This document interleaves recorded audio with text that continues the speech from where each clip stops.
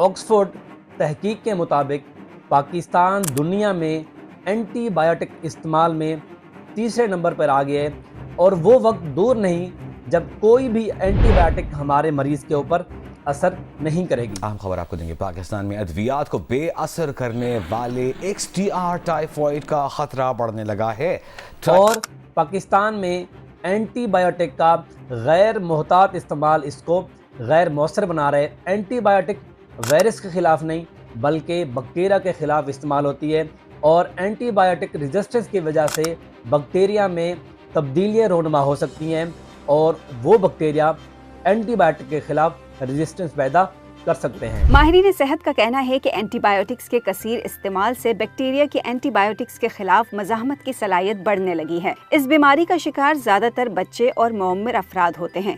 2019 में 12,70,000 लोगों की अमवात ऐसे इन्फेक्शन से हुई जिसमें एंटीबायोटिक गैर मौसर रही, जबकि यूके, अमेरिका और गल्फ कंट्री में बग़ैर नुस्खे और प्रिस्क्रिप्शन के एंटीबायोटिक नहीं दी जाती, जबकि पाकिस्तान और इंडिया में तकरीबन 97% एंटीबायोटिक बग़ैर नुस्खे और बग़ैर प्रिस्क्रिप्शन के दी जाती हैं, जो कि इस कानून के मुताबिक एक जुर्म और क्राइम है। और इसके साथ साथ 2019 में एंटीबायोटिक रेजिस्टेंस में दुनिया के 5 ममालिक में पाकिस्तान शामिल है, जिनमें एंटीबायोटिक रेजिस्टेंस से सबसे ज़्यादा अमवात हुई। ड्रग रेगुलेटरी अथॉरिटी ने खबरदार किया है कि डॉक्टर्स के मशवरे के बगैर एंटीबायोटिक्स का इस्तेमाल करने से सुपर बग वजूद में आ सकता है। और ऐसी एंटीबायोटिक पे पाकिस्तान ने 126 अरब रुपए इस्तेमाल किए, जो कि गैर मौसर रही, जिनसे मरीजों को कोई फ़ायदा नहीं हुआ, लेकिन उसके बावजूद भी इनके ऊपर 126 अरब रुपए इस्तेमाल हुए। और पाकिस्तान में 90% प्राइवेट डॉक्टर फार्मास्यूटिकल कंपनी वालों से हफ्तावार मिलते हैं और बग़ैर तशख़ीस के और बग़ैर डायग्नोस किए एंटीबायोटिक लिखते हैं, और जिससे उन मरीज़ों को कोई भी फ़ायदा नहीं मिलता। और इसके साथ साथ पाकिस्तान में सेल्फ मेडिकेशन भी एक बहुत बड़ा चैलेंज है।